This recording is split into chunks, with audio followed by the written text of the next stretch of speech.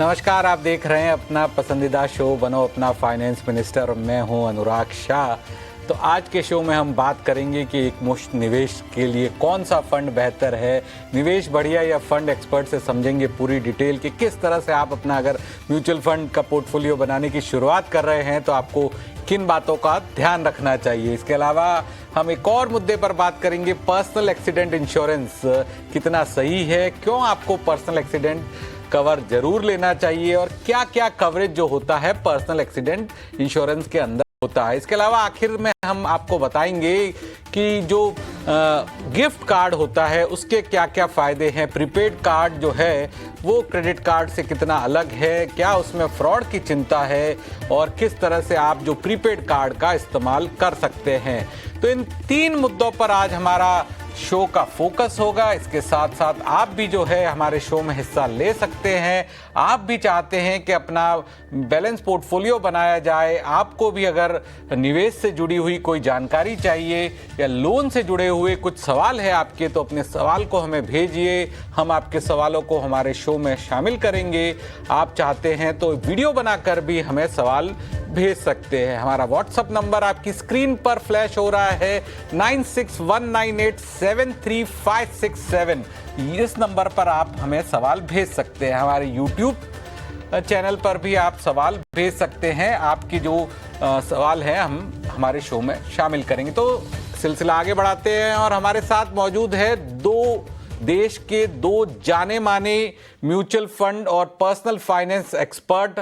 हमारे साथ मौजूद है Pankaj Matpal, MD Optima Money Managers, और हमारे साथ है Vishwajeet Parashar, mutual fund expert. Pankaj ji और विश्वजीत जी, बहुत बहुत शुक्रिया आज हमें वक्त देने के लिए। देखिए, सहयोगी है, आखिर बार जब मैंने शो किया था तब भी आप ही दोनों एक्सपर्ट थे हमारे दर्शकों के सवाल जवाब के लिए, और आज फिर आप दोनों हमारे साथ जुड़ रहे हैं, तो आप दोनों का बहुत बहुत शुक्रिया।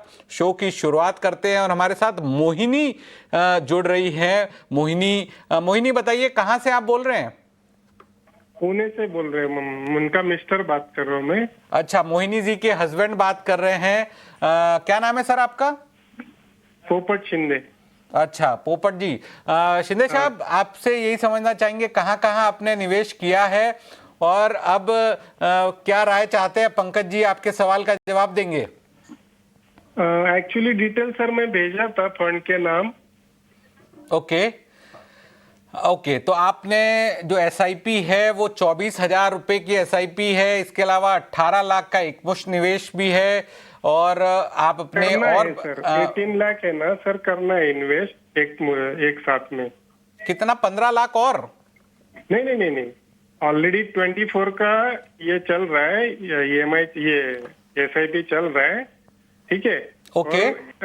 एक साथ में 18 लाख का इन्वेस्ट करना है, तो एग्जिस्टिंग फंड में करना है कि दूसरा कुछ फंड की जरूरत है उसके लिए? ओके, तो आपने एसआईपी 24,000 की आपकी जारी है और उसमें जो आपके फंड है वो है HDFC मिड कैप फंड, इसके अलावा HDFC फ्लेक्सी कैप फंड, इसके अलावा HDFC Parag Parikh flexi cap fund, SBI contra fund, Prudential value discovery fund और क्वांट स्मॉल कैप फंड। तो 8 फंड है और इसमें सब में आपने 4-4 हजार रुपये शुरू किया है। नहीं, 6 फंड है, माफ कीजिएगा, और सभी फंड आपने 4-4 हजार की जो एसआईपी शुरू की। क्या कुछ खास वजह है? सभी फंड में आपने 4-4 हजार रुपये की एसआईपी शुरू की है और आपने ये जो 4-4 हजार रुपये की एसआईपी शुरू की है, इसकी जानकारी कहाँ से ली? ये जो फंड्स आपको बताए गए हैं ये आपने कैसे चुने हैं? शिंदे साहब, अगर आप बता पाए। ये सर है ना, आपका शो में 1-1.5 साल से मैं डेली देखता हूँ, ठीक है। कविता मैडम को मैं हमेशा शो पे देख लेता हूँ, तो उनकी बातें सुन के मैं ये फंड चॉइस किए थे। बिल्कुल, तो पंकज जी को भी आपने सुना होगा, पंकज जी का भी योगदान है इन फंड्स को चयन करने में हमारे शो के जरिए। पंकज जी सर का भी है और जो दूसरे साथ में है ना उनका भी है। अच्छा, तो देखिए, हमारी जो कोशिश है, हमारी जो मुहिम है निवेश से जुड़ी हुई, उसमें आप भागीदार बन रहे और काफी अच्छा लग रहा है, जिसमें आप बता रहे कि पिछले 1.5 साल से आप लगातार हमारा शो हर दिन देखते हैं और हमारे रेगुलर दर्शक हैं। तो ऐसे ऐसे आप जैसे दर्शकों को हम शुक्रिया अदा करते हैं कि आप हमारे डेडिकेटेड व्यूअर हैं और हमारे जो प्रयास से जो ईटी नाउ स्वदेश की मुहिम है, ज्यादा से ज्यादा लोगों को निवेश की जर्नी में शामिल करना, जिससे उनका बेहतर भविष्य बन सके, उनके बच्चों का बेहतर भविष्य बन सके, तो उसका जीता जागता उदाहरण है। शिंदे साहब, बहुत बहुत शुक्रिया आपका ईटी नाउ स्वदेश को ये प्यार और स्नेह देने के लिए। पंकज जी, कैसा लगा आपको शिंदे साहब को सुन के, और अब उनके लिए क्या राय होगी? आज थोड़ी एडवांस में राय बताइए। ये तो आपको 1.5 साल से लगातार देख रहे हैं, तो इनका तो कुछ एक्स्ट्रा बनता है। बिल्कुल। अनुराग जी नमस्कार, विश्वजीत जी नमस्कार, और हमारे सभी व्यूअर्स को भी नमस्कार। और thank you very much Shinde साहब, आपने कहा कि मेरी एडवाइस और साथ में विश्वजीत जी की एडवाइस सुनकर आपने बनाया है पोर्टफोलियो, और अच्छा बनाया है। आपके पोर्टफोलियो में अच्छी स्कीम्स हैं। और देखिए, 1.5 साल से आप देख रहे हैं इस शो को, और उसकी बदौलत आपने जो एसआईपी शुरू की, आज 4.5 लाख रुपया आपका इकट्ठा हो गया ऑलरेडी। तो ये अच्छा है। देखिए, अच्छा बनाएंगे पोर्टफोलियो, अच्छे रिटर्न्स मिलेंगे, तो जल्दी अपना जो टारगेट है, जो लक्ष्य है, उसे भी पूरा कर पाएंगे। तो फिलहाल जो स्कीम्स आपके पोर्टफोलियो में है अच्छी हैं। अभी 4.5 लाख रुपए इकट्ठा हो गया है, 24,000 की एसआईपी है, और साथ में आपने कहा है कि आप 18 लाख रुपीस और लमसम में इन्वेस्ट करना चाहते हैं। दूसरी बात यह है कि 10 साल में आप लेकर चल रहे हैं 1 करोड़ का टारगेट। तो यदि हम 12% का सीएजीआर मानकर चलें, तो आप 1 करोड़ नहीं, उससे ज्यादा पैसे इकट्ठा कर सकते हैं। लेकिन एक बहुत ही इंपॉर्टेंट चीज है शिंदे साहब, कि जब हम लंबी अवधि की बात करते हैं, तो कई बार कुछ निवेशक इस बात को भूल जाते हैं कि समय के साथ महंगाई बढ़ती है और पैसे की जो वैल्यू है वो कम हो जाती है। तो अगर मैं देखूं, अगर 6% की महंगाई दर हो, तो आज से 10 साल के बाद 1 करोड़ की जो वैल्यू होगी, वो आज के लगभग 56 लाख के आसपास रहेगी। तो इसके लिए यदि आप ये सोच रहे हैं कि जितना पैसा 1 करोड़ की जो वैल्यू आज है, उतना ही रहे भविष्य में भी, तो आपको 1 करोड़ नहीं, उससे ज्यादा इकट्ठा करना चाहिए। और मैं एक बात बता दूं आपको, 18 लाख रुपए का जो लमसम आप करेंगे, 4.5 लाख रुपया जो ऑलरेडी हो गया है, और प्लस उसके अलावा 24,000 की एसआईपी, तो 12% के सीएजीआर पर आप करीब 1 करोड़ 24 लाख की उम्मीद रख सकते हैं। और वहीं यदि हर साल 10% से आप स्टेप अप करते रहें, यानी कि एसआईपी अमाउंट को बढ़ाते रहें 10% से, तो उन्हीं 10 इयर्स में आपके पास करीब करीब 1 करोड़ 48 लाख 1 करोड़ 48 लाख के आसपास इकट्ठा हो सकते हैं। तो इन्फ्लेशन एडजस्टेड 1 करोड़ रुपया आपको इकट्ठा करना है, तो आपको स्टेप अप भी करना चाहिए, समय के साथ साथ अपने निवेश को बढ़ाना होगा। लेकिन जहां तक सवाल है कि जो एडिशनल 18 लाख आप करना चाह रहे हैं, उसके लिए जो आपका एग्जिस्टिंग पोर्टफोलियो है, उसमें से 2 स्कीम, एक होगी पारंपरिक फ्लेक्सी कैप फंड, उसमें 4 लाख इन्वेस्ट कीजिए, और दूसरा ICICI prudential value discovery fund, इसमें भी आप 4 लाख रुपए इन्वेस्ट कर लें। और बाकी के जो एडिशनल इन्वेस्टमेंट करना है आपको, उसके लिए मेरे एसेट मल्टी कैप फंड, और एक साथ में होगा White Oak Capital multi asset allocation fund. तो 2 नए फंड ऐड कीजिए और 2 एग्जिस्टिंग फंड्स में आप लमसम इन्वेस्ट कीजिए। तो इस तरह से जो एडिशनल अमाउंट आपको इन्वेस्ट करना है, उसे आप इन 4 स्कीम में डिवाइड करें। एक सजेशन और भी है कि एक साथ एक दिन ना करके इसे आप स्टैगर्ड मैनर में, यानी कि अगले 4-5 महीने में इन्वेस्ट करें। तो उसके लिए हम सिस्टमेटिक ट्रांसफर प्लान का सहारा ले सकते हैं, जहां पर जो लमसम अमाउंट है उसे आप इन्हीं फंड हाउसेस के लिक्विड फंड में पार्क कर दें, और फिर वहां से आप हर वीक में एक डिसाइड कर लें कि 5,000 रुपीज हर वीक आपको डिसाइड करना है, और इस तरह से आप इसे लिक्विड फंड से जो स्कीम मैंने बताई है उनमें ट्रांसफर करेंगे। तो इस तरह से आप अपने गोल को अचीव कर पाएंगे लॉन्ग टर्म में। All the best to you. देखिए पंकज जी, पूरा दिल से आपने शिंदे साहब को बताया है, और पिछले 1.5 साल के आपके रेगुलर दर्शक भी है। हमारे साथ अगले दर्शक फोन लाइन पे जुड़ रहे हैं, सौरभ यादव। सौरभ जी, कहाँ से हैं आप?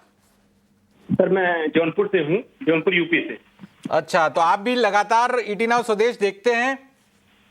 जी सर, मैं बहुत दिनों से मैं देख रहा था सर, तो मैं सर आपका शो देख करके मैंने एक दो फंड सर उसमें से डिसाइड किया हुआ है सर, जिसमें मैंने इन्वेस्ट अभी 15 जुलाई से, इसी 15 जुलाई से सर मैंने शुरू किया है।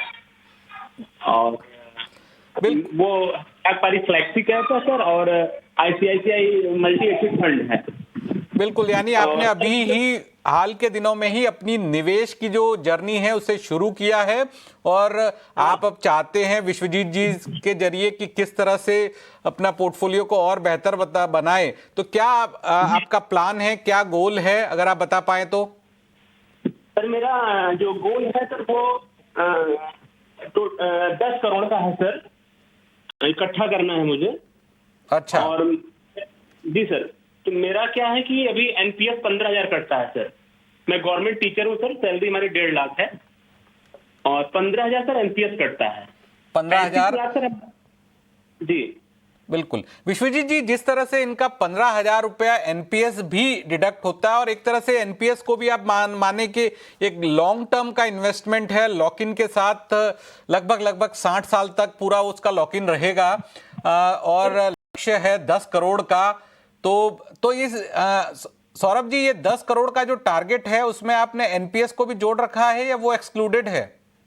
नहीं सर, एनपीएस को भी जोड़ रखा है हमने, और हमने पराग पारिक में सर 6,000, और आईसीआईसीआई मल्टी एसिड में सर 5,000। अभी मैं एसआईपी कर रहा हूँ सर, मुझे सर एसआईपी बढ़ाकर 20,000 करना है। तो मुझे सर कुछ ऐसे जो अच्छे फंड हो जिसमें मैं एसआईपी बढ़ा सकूं, या इसी फंड में बढ़ाऊं सर, सजेस्ट करिए मुझे। या मेरा गोल सर अचीव हो पाएगा कि नहीं सर? मुझे 25 साल तक सर एसआईपी करनी है, और जो मेरा एनपीएस है सर वो 30 साल तक अभी कटना है। 9 साल कट चुका है सर, टोटल 39 साल एनपीएस मेरा कटना है सर। ओके, अभी आपकी उम्र क्या है? मेरी उम्र सर 33 ईयर है सर अभी। अच्छा, तो अभी तो बहुत 27 साल और कटेगा एनपीएस।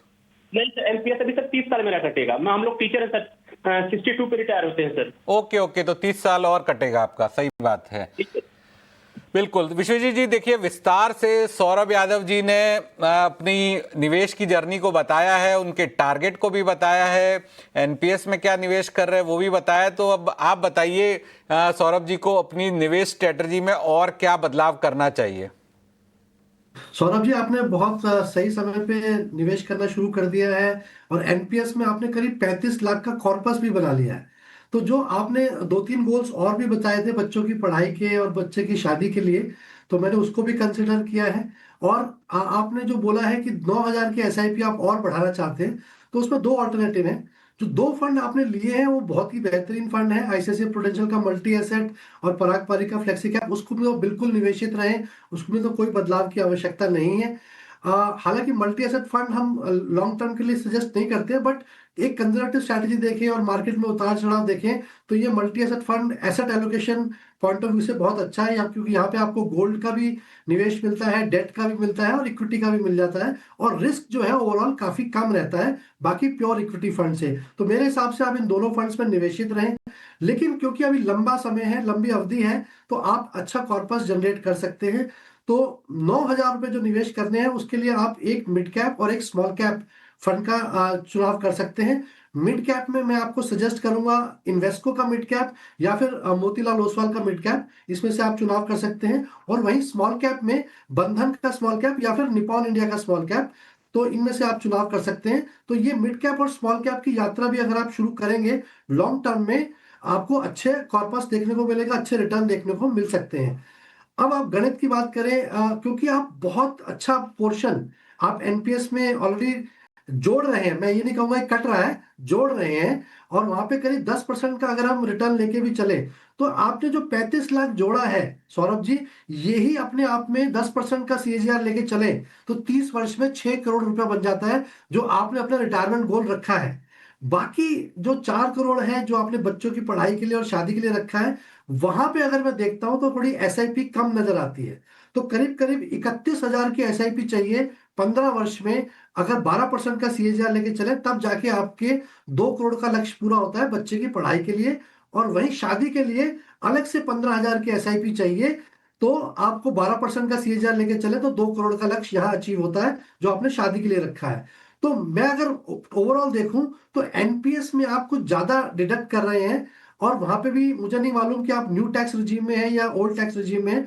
न्यू टैक्स रिजीम में शायद आपको इतना लाभ ना भी मिले, हालांकि कंपनी कॉर्पस और जो गवर्नमेंट का है उसके साथ मिलकर आपको थोड़ा बहुत टैक्स का लाभ अवश्य मिल सकता है। बट क्योंकि आपको 60 साल तक वो पैसा आप निकाल नहीं पाएंगे, क्योंकि वहां पे लॉक इन है, और वो 30 साल तक का आपका जो रिटायरमेंट गोल है वो आराम से अचीव होता हुआ नजर आ रहा है। तो मेरे हिसाब से एनपीएस का कंट्रीब्यूशन थोड़ा कम करके आप अपनी एसआईपी का कंट्रीब्यूशन बढ़ाएं, क्योंकि जो आपके गोल्स हैं वो 15 वर्ष और 20 वर्ष बाद जो आ रहे हैं वहां पे आप एनपीएस का पैसा नहीं ले पाएंगे। तो ये आप यहाँ पे अगर आपको 12% का रिटर्न मिल रहा है तो मेरे हिसाब से आपको एक अच्छा कॉर्पस जनरेट करने को मिलेगा, और यहीं पर आप अपनी जो स्टेप अप आप करना चाहते हैं 5% का स्टेप अप वो भी अवश्य करें, तब जाके आप ये गोल अचीव कर पाएंगे। तो थोड़ा सा बदलाव फंड्स में, और थोड़ा सा एनपीएस से कम करके आप एसआईपी को बढ़ाएं, ताकि आप अपने जो जो नियर गोल्स हैं जो आने वाले हैं 15 वर्ष और 20 वर्ष बाद, उसको आप आराम से अचीव कर पाए। रिटायरमेंट का गोल आपका काफी हद तक मेरे ख्याल में स्टेबल है, आराम से आप पहुंच पाएंगे, क्योंकि आपने एक अच्छा कॉर्पस ऑलरेडी वहां पे अचीव कर रखा है। तो बहुत बहुत शुभकामनाएं सौरभ जी। पहला मैं सौरभ यादव जी जो हमारे दर्शक हैं उनसे पूछूंगा। सौरभ जी, जो 15,000 रुपए आप हर महीने एनपीएस में जमा कर रहे हैं, क्या ये मैंडेटरी है या फिर आपने इसमें अपना कंट्रीब्यूशन बढ़ाया है? मैंडेटरी है सर।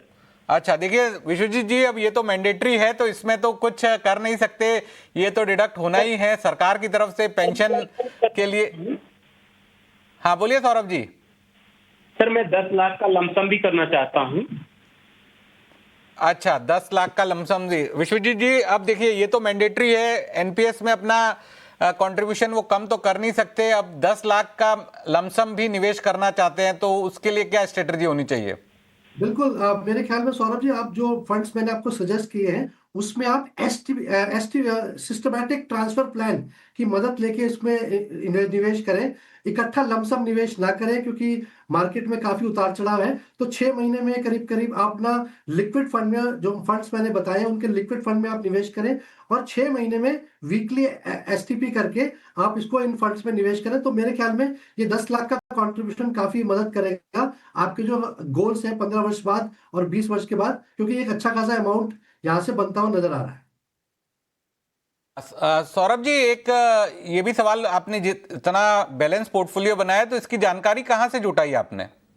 सर हमने आपका जो है शो देख करके हमने इसको जो है अपना पोर्टफोलियो से क्रिएट किया था सर। और सर मैंने एक शो देखा था सर, उसमें था कि बहुत ज्यादा स्मॉल कैप की तरफ नहीं जाना चाहिए, या मतलब कि हमें जो हमारा लक्ष्य है हम लार्ज कैप, मिड कैप से भी और फ्लेक्सी कैप या मल्टी कैप से भी हासिल कर सकते हैं। मैंने आपके शो को देखा था सर, तो इसलिए मैं फ्लेक्सी कैप और मल्टी एसिड फंड सर लिया है। और सर मैं आपके शो को देख करके सर मुझे प्रेरणा मिली कि मुझे एसआईपी करनी चाहिए सर।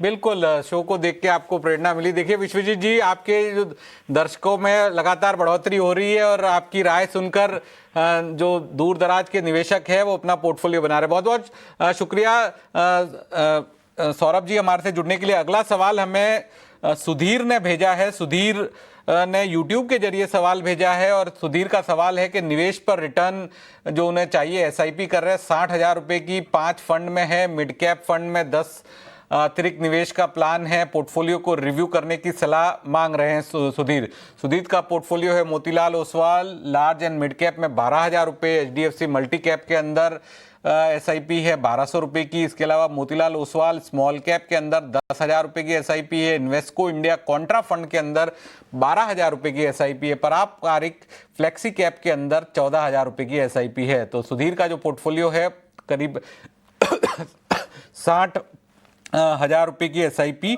हर महीने कर रहे हैं। पंकज जी, क्या राय होगी सुधीर के लिए? देखिए, सुधीर का पोर्टफोलियो तो अच्छा है, लेकिन इन्होंने ये नहीं बताया कि कितने समय के लिए निवेश करना है, क्या इनका फाइनेंशियल गोल है, क्योंकि जो स्कीम की चॉइस होती है काफी हद तक इस बात पर भी निर्भर करती है कि आपके निवेश की अवधि कितनी रहेगी, आपका रिस्क एपेटाइट क्या है, कैसा है, आपका गोल क्या है। क्योंकि स्कीम का अच्छा होना एक बात है और आपके लिए सुटेबल है कि नहीं है उसकी भी जानकारी होना बहुत जरूरी होता है। बट अगर हम देखें कि इक्विटी का पोर्टफोलियो है और नजरिया लॉन्ग टर्म का है तो बिल्कुल ये स्कीम्स अच्छी हैं। और इसमें अगर ये कह रहे हैं कि इन्हें एक मिड कैप फंड ऐड करना है, क्योंकि जो स्कीम्स हैं, हालांकि इनका एक्सपोजर मिड कैप में इन्हें मिल रहा है इनके पास में, जैसे मोतीलाल ओसवाल का लार्ज मिड कैप फंड है या एचडीएफसी मल्टी कैप फंड है, तो इन फंड्स के जरिए भी मिड कैप में एक्सपोजर मिल रहा है। लेकिन फिर भी क्योंकि स्मॉल कैप फंड इनके पास अलग से है, मिड कैप फंड एक प्योर मिड कैप नहीं है, तो चाहे तो ये सिर्फ एचडीएफसी मल्टी कैप फंड को रिप्लेस कर दें एचडीएफसी मिड कैप फंड से, क्योंकि स्मॉल कैप ऑलरेडी है, लार्ज कैप भी है, तो इन्हें मल्टी कैप के बजाय एक मिड कैप फंड में स्विच कर सकते हैं। बाकी सब कुछ इनका अच्छा है। दूसरी बात यह है, हालांकि कहा नहीं कि कितना पैसा बनाना है, क्या करना है, पर मैं बता दूं कि अगेन 60,000 की जो एसआईपी कर रहे हैं उससे 12% के सीएजीआर से कैलकुलेट करें तो 10 साल में बनते हैं करीब 1,34,00,000 रुपए। और वहीं यदि स्टेप अप करेंगे 10% से हर साल मिनिमम करना चाहिए, तो इसी अवधि में 10 साल में करीब 2 करोड़ के आसपास 1,96,00,000 निकल कर आ रहा है कैलकुलेशन में, तो करीब 2 करोड़ मानकर चलिए इकट्ठा कर पाएंगे। तो एक तो ये गोल सेट करें, दूसरी बात है कि समय के साथ निवेश की राशि को जरूर बढ़ाएं, स्टेप अप करेंगे फिक्स 10% से या उससे अधिक से तो और भी अच्छा होगा। और साथ में फंड में बदलाव करना है तो एक ही करें कि एचडीएफसी मल्टी कैप फंड को एचडीएफसी मिड कैप फंड में आप स्विच करें। राय है सुधीर जी को। अगली कॉलर हमारे साथ है रेखा जी। रेखा जी, आप कहाँ से बोल रहे हैं? मैं उनका हस्बैंड बोल रहा हूँ जी। अच्छा, रेखा जी के पति बोल रहे हैं, हस्बैंड बोल रहे हैं। बताइए क्या नाम है सर आपका? अमित। अमित जी, कहाँ से बोल रहे हैं आप? हरियाणा से सर। हरियाणा से बोल रहे हैं। हरियाणा में कौन सा शहर? सोनीपत से। सोनीपत से। देखिए, तो अमित जी जो रेखा जी के हस्बैंड है, हरियाणा के सोनीपत से। तो ये जो रेखा जी आपकी पत्नी है, उनका पोर्टफोलियो है, कितने सालों से वो निवेश कर रही हैं? लगभग 2-3 साल हो गए सर। तो आपने ही बनाया है कि उन्होंने खुद ने हमारा शो को देखकर ये पोर्टफोलियो बनाया है? नहीं, मैंने शो देख के बनाया था जी। मतलब शो से पहले वैसे तो 2 फंड थे। हाँ, वो मेरे पुराने 2 फंड तो पुराने थे, लेकिन उसके बाद जैसे आपका शो देख के फिर 2-4 फंड और ऐड किए थे मैंने। अच्छा अच्छा अच्छा। तो देखिए, आप आपकी वाइफ का पोर्टफोलियो बना रहे हैं, तो क्या लक्ष्य क्या है आपके पोर्टफोलियो का? लक्ष्य ये है सर, एज ए रिटायरमेंट के लिए लक्ष्य है। तो आपने जिस तरह से अपने सवाल में बताया कि 9,500 रुपये की एसआईपी शुरू की हुई है, 6 फंड में निवेश है। और हाँ जी, बिल्कुल विश्वजीत जी, 9,500 रुपये है और 6 फंड में निवेश है। तो दर्शकों को, रेखा जी के पति अमित जी के अलावा भी बाकी और दर्शकों को भी क्या राय होगी? क्या 9,500 रुपये को 6 फंड में डिवाइड करना चाहिए? और आपके मुताबिक एक जो एसआईपी है, मिनिमम कितनी राशि की हो वो बेहतर है बनिस्पत के आप 2-3 एसआईपी उस राशि की रखें? बिल्कुल, बहुत अच्छा सवाल है, क्योंकि नॉर्मली ऐसी साइकोलॉजी देखी जाती है कि जब भी आप म्यूचुअल फंड में निवेश शुरू करते हैं तो 2,000 की एसआईपी करी तो अगला 2,000 है उस फंड में नहीं, कोई नया फंड चाहिए या फिर कोई एक और नया फंड चाहिए। तो 5-6 फंड्स वैसे तो एक बड़े से पोर्टफोलियो में भी काफी पर्याप्त होते हैं, क्योंकि एक म्यूचुअल फंड अपने आप में 40-50 स्टॉक्स रखता है, तो वो अपने आप में एक पूरा पोर्टफोलियो है अगर देखा जाए तो 2-3 फंड्स 9-1 हजार रुपए में 3-3 हजार की एसआईपी भी होती तो आराम से पर्याप्त रहता, पोर्टफोलियो डाइवर्सिफाइड रहता। एक लार्ज कैप, एक मिड कैप और एक स्मॉल कैप में आप डाइवर्सिफाई कर सकते हैं। तो मेरे ख्याल में अब इन्होंने 5-6 फंड्स ऑलरेडी शुरुआत कर रखी है, तो मैं ये तो नहीं कहूंगा कि अभी रोक दिया जाए, बट जो मैंने इनका पोर्टफोलियो देखा उसमें भी 2 मिड कैप और 2 स्मॉल कैप फंड है। तो कहीं ना कहीं मैंने ओवरलैप तो नहीं नजर आया उसमें, क्योंकि ओवरलैप का इन्होंने ध्यान रखा है। और वो फंड्स जो है, दोनों फंड्स जो 2 स्मॉल कैप है 2 मिड कैप भी हैं, उनमें कुछ ज्यादा ओवरलैप नहीं है, बट शायद 2 फंड्स की आवश्यकता नहीं थी। तो जैसे क्वांट का स्मॉल कैप भी है, निपॉन का स्मॉल कैप भी है। अब क्वांट में सिर्फ 1,000 की एसआईपी कर रहे हैं, तो मेरे ख्याल में निपॉन में ही अगर 3,000 की एसआईपी कर दे तो काफी पर्याप्त रहेगा, और उनको खुद को ट्रैक करना भी आसान रहेगा, और कहीं ऐसा परफॉर्मेंस में बहुत ज्यादा फर्क शायद ना नजर आए। वही मिड कैप में भी मोतीलाल ओसवाल का मिड कैप है और एचडीएफसी का मिड कैप है, ओवरलैप नहीं है, बट केवल 1,000 रुपये मोतीलाल ओसवाल मिड कैप में जा रहे हैं, तो वो एचडीएफसी मिड कैप में भी जा सकते हैं। वही उसी टाइप का एक्सपोजर इनको देखने को मिलेगा। तो फरहाल जो भी अभी फंड्स हैं वो अच्छे फंड्स हैं, उसमें कोई भी ऐसा फंड नहीं है कि खराब है। तो चाहे तो क्वांट स्मॉल कैप की परफॉर्मेंस देखें तो वहां से निप्पॉन इंडिया स्मॉल कैप में ये मर्ज कर सकते हैं, तो एक कंसोलिडेशन हो जाएगा पोर्टफोलियो में। वहीं आईसीआईसीआई भारत 22 फंड भी है इनके पास, फंड ऑफ फंड, जिसकी परफॉर्मेंस इमीडिएटली देखें तो अभी शायद बहुत अच्छी नहीं है, तो उसमें निवेशित कर सकते हैं कुछ समय के लिए। नहीं तो एक लार्ज कैप फंड में शिफ्ट कर सकते हैं, आईसीआईसीआई प्रूडेंशियल का लार्ज कैप फंड ही ले सकते हैं। तो ज्यादा डिफरेंट एएमसीज की आवश्यकता नहीं है। और अगर ये, क्योंकि रेखा जी की उम्र इसमें 42 वर्ष है, तो मैंने अगर 18 वर्ष का प्लान लेके चलूं तो यहाँ पे अगर 10-11 हजार रुपए की एसआईपी भी करते हैं, क्योंकि अभी 9,000 की कर रहे हैं, अब कुछ स्टेप अप करते हैं, तो 18 वर्ष में 88 लाख रुपए ही बनते हैं। वहीं अगर 10% का स्टेप अप करते हैं तो ये 1,65,00,000 रुपए बन जाते हैं। तो कोशिश करें रेखा जी या अमित जी, आप जितना स्टेप अप कर सकते हैं और ये दो एक फंड कम करके देखें तो आपको रिटर्न्स वैसे ही देखने को मिलेगी। और ये पोर्टफोलियो अपने आप में पर्याप्त है, large cap, mid cap, small cap तीनों ही है आपके पास। बस स्टेप अप करें, जितनी एसआईपी बढ़ा सकते हैं उतना आपको लाभ देगा, क्योंकि 1,65,00,000 18 साल के बाद, जैसा अभी पंकज जी भी बता रहे थे, वो काफी पर्याप्त ना रहे महंगाई को कंसिडर करते हुए। तो जितना हो सके उतना अपनी एसआईपी को बढ़ाएं, वही सबसे फॉर्मूला है, वही आपको एक बड़ा कॉर्पस बना के देगा रिटायरमेंट के लिए। को बढ़ाए, स्टेप अप करे। विश्वजीत जी, जो भी नया निवेशक है जो छोटी अवधि में अपने निवेश की जर्नी को शुरू कर रहा है, तो क्या उसे स्टेप अप के साथ ही अपनी जर्नी शुरू करनी चाहिए? क्योंकि स्टेप अप में जो मैजिक ऑफ कंपाउंडिंग है वो ज्यादा बेहतर दिखता है, आप अपने निवेश को ज्यादा बड़ा कर सकते हैं। तो क्या नए निवेशक को एक सलाह होगी कि आप कोशिश करें स्टेप अप की जो परसेंटेज है वो छोटा हो, लेकिन एसआईपी की शुरुआत में आप स्टेप अप लगाएं, तो जिससे आपको जो मैजिक ऑफ कंपाउंडिंग है वो कंपाउंडिंग में ज्यादा फायदा होगा। जैसे अभी हमने ये उदाहरण भी देखा, ऑलमोस्ट डबल हो जाता है अगर 10% का स्टेप अप लेके चलते हैं एक लंबी अवधि में। और ये बहुत इंपॉर्टेंट है, क्योंकि जब आपकी इनकम बढ़ती है या आपको कहीं से लमसम पैसा मिलता है तो ज्यादातर आप खर्च कर देते हैं, लाइफस्टाइल इन्फ्लेशन भी कह सकते हैं इसको, या और चीजों में खर्च कर देते हैं। तो वहीं आपको देखना है कि आपको सेविंग भी बढ़ानी है, अपनी इन्वेस्टमेंट्स भी बढ़ानी है। तो इसीलिए कोशिश करें हर वर्ष 5%, 10% अपने इन्वेस्टमेंट्स में भी स्टेप अप करें, ताकि आपका जो खर्च तो बढ़ ही रहा है, ताकि आपकी जो इनकम है, जो कॉर्पस है, वो भी बढ़े उसी तरीके से, और आप अपने आने वाले लाइफस्टाइल को कॉम्प्रोमाइज ना करें और एक बड़ा कॉर्पस यहां से जनरेट कर पाए,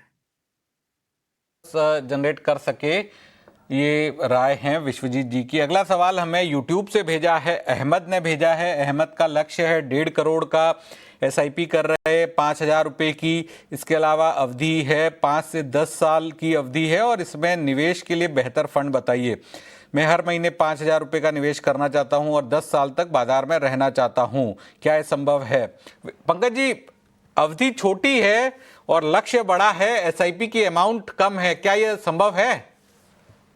देखिए, बिल्कुल सही कहा आपने। काफी अंतर है जो इनका गोल है और जितना पैसा इस एसआईपी से इकट्ठा हो पाएगा।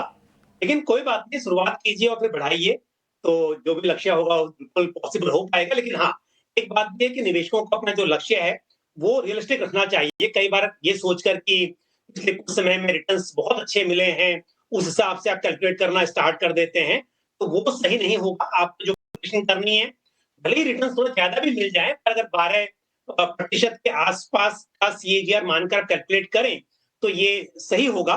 और हालांकि गारंटी तो होती नहीं है कि म्यूचुअल फंड रिटर्न्स किस हिसाब से मिलेंगे, पर हम जो हिस्टोरिकली देखते हैं उस हिसाब से अक्सर आपने देखा होगा, मैं या दूसरे भी जो यहाँ पर फाइनेंशियल प्लानर्स या म्यूचुअल फंड डिस्ट्रीब्यूटर्स आते हैं, हमेशा यही बोलते हैं कि 12% के सीएजीआर पर कितना पैसा बन पाएगा। तो एनीवे, यहाँ पर 5,000 की एसआईपी कर रहे हैं, और अहमद जी ने एक बात यहाँ पर कही है कि 5,000 की एसआईपी 5 साल करेंगे और फिर 10 साल के बाद उन्हें कितना पैसा मिलेगा। तो ऐसा लग रहा है सवाल में तो चाहते हैं कि एसआईपी 5 साल करें, उसके बाद एसआईपी पूरी रोक दें और उसके बाद 5 साल तक इन्वेस्टेड रहें, और 10 साल के बाद टोटल अमाउंट कितना इकट्ठा हो पाएगा।